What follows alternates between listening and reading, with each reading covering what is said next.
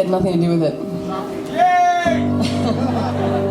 Justin Bieber's gay. I don't think Justin Bieber's gay. I think he's just confused.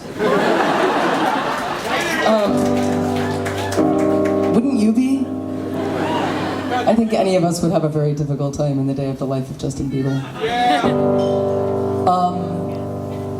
So if you know anything about the last year or so of my life, I did a Kickstarter, which some of you guys might have supported, and if you did, thank you so much.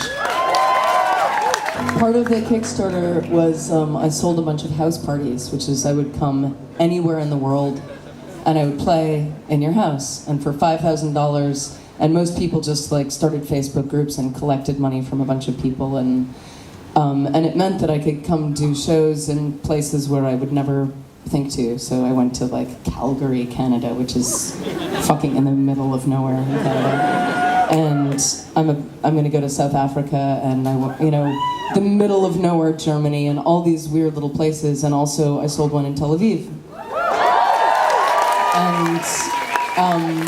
And a bunch of people, many of whom are probably here at the gig tonight, will be at this house party tomorrow. And I figured that was it. I would come and I would do the house party and I would leave. And then this July, I was on tour in London, in Europe. And all these Israeli fans, like you. And I don't mean like hundreds of people, I'm talking like 9 people, but 9 feels like a lot. We're coming to shows in different places in Europe, going, why aren't you playing a show in Tel Aviv? And I was like, well, I'm playing a house party. And they were like, we know we can't get into the house party. Why aren't you playing a show in Tel Aviv? And I was like, my crazy New York activist friends have told me about the boycott, and I know it would be a total pain in the ass to do it. But I'll think about it, and I'll talk to my friends about it, and I'll go forth and research. And then a few weeks after all this happened, I was in London, and I had lunch with the lead singer of the legendary Pink Dots, Edward Casbell.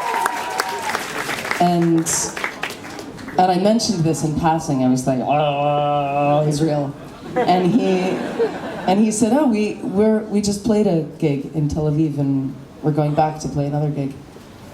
And this was so hugely important to me because this guy is like my hero.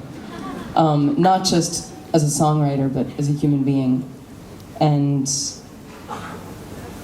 I asked him, so what was your experience? Like, did people give you shit? Was it hard? Did it suck? What happened? And he said, we were walking along the river. We were in Camden, and we were walking along the river. And he said, he's got this great British accent. I can't really do it, but he was like, well, yeah, it sucked. But I think you should go do the gig. I think, you're a musician, and it's important to play music. Keep going. And I was like,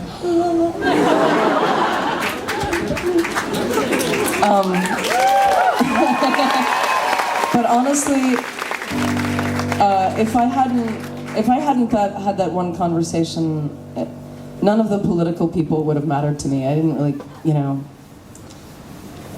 the fact that my heroes were playing on this stage, who I feel very ideologically aligned with, it was like getting the magic wand on the shoulder to come to just say yes, to give me the excuse to say yes.